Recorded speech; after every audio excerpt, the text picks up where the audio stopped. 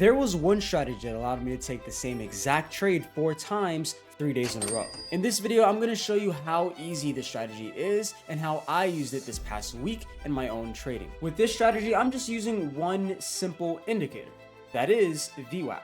Diving right into the charts, we can see how strong VWAP is. We have the white VWAP, which is the daily VWAP, the previous day's New York VWAP, which is the yellow VWAP, and then the current day's New York VWAP, which is the dark blue VWAP. And here we're initially going to see price run up higher after retesting the daily and previous day's New York. And then it's going to come back down later on in the day with an expected pullback to the New York. Now, what we notice here is that the New York VWAP does not hold.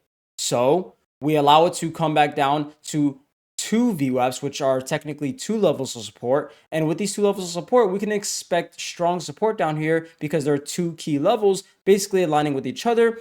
And that's exactly what we get. And we're able to catch this nice long move. But before we were even able to catch this nice move, basically bouncing off of the daily and previous day's New York, we did get caught trading the first initial pullback to the New York.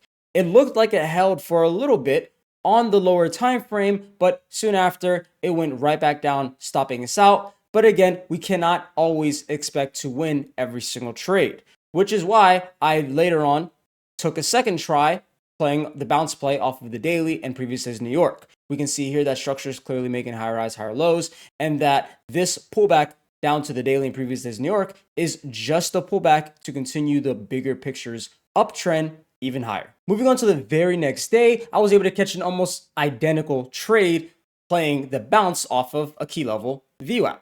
So here we're going to see that overnight we were fairly bearish. We were staying below previous day's New York VWAP and also the daily VWAP.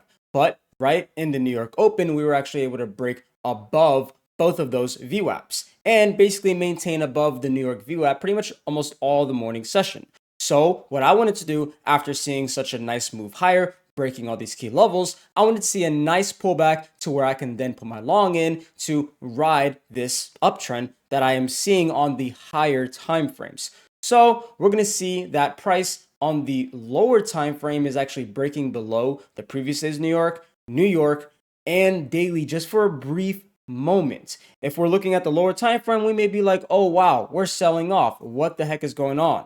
But if we're using our thinking caps and we're using the bigger time frame as well, the 15-minute, then we're just saying that this is normal. This is a healthy pullback and we actually want this so that way we can catch this uptrend higher. So I wait for price to actually pull back. And for all the people who are just looking at the lower time frame, they're thinking we're having a huge sell-off. They're panic selling, maybe panic getting out of the positions, while I'm just patiently waiting for my opportunity to get into the market.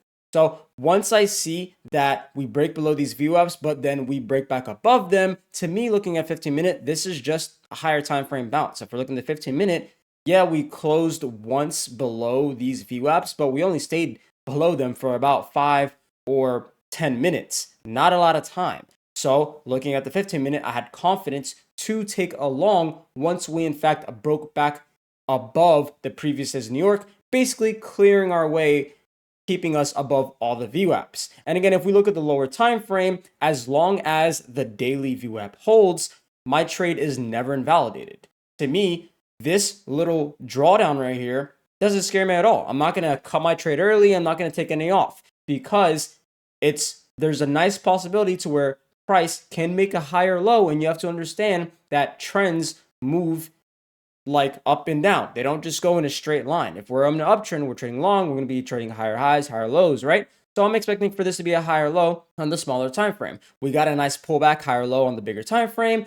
Obviously, those bigger time frames are made up of smaller trends. And so this is totally normal to see on the lower time frame for price to go make a higher high, come back down, make a higher low, bouncing off perfectly off the daily, and then pushing higher. And then the trade was actually able to work out nicely. And this trade was the trade that allowed me to pass my second ever evaluation account, allowing me to now have 2 funded accounts with Apex. Now, moving on to the last day that I wanted to include in this video is on Wednesday, where I also played another bounce play. And this is my 4th trade playing the same exact bounce play that I played 2 days prior, and this time we're taking it off of the news VWAP and also the New York VWAP.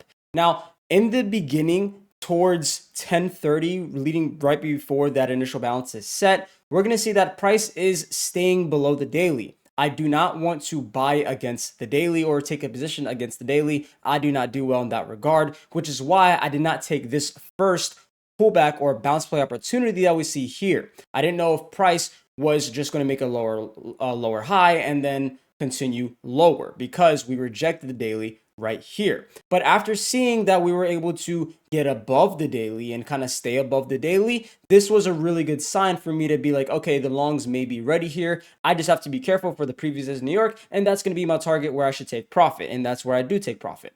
So what I do is I wait for a price to reject the previous day's New York, come back down, retest, and show that we have support down at the news VWAP and at the New York VWAP. Once buyers show that they are in and they are kind of moving price higher, bouncing off of these two key levels, I am then going to enter in my long position and then kind of trade the VWAPs as if it was a range. The New York and the news VWAP is my support where I'm buying at, and then the previous day's New York is the resistance because I know that price can reject this key level and just form a lower high and then move lower. Especially looking at the 15-minute, we definitely wanted to break above that 6,073 level, but luckily we were able to. But either way, I'm not gambling that price is just going to rip higher. I want to be smart. So that is why I took profit here after playing the bounce play at the previous New York VWAP. I'm basically trading level to level.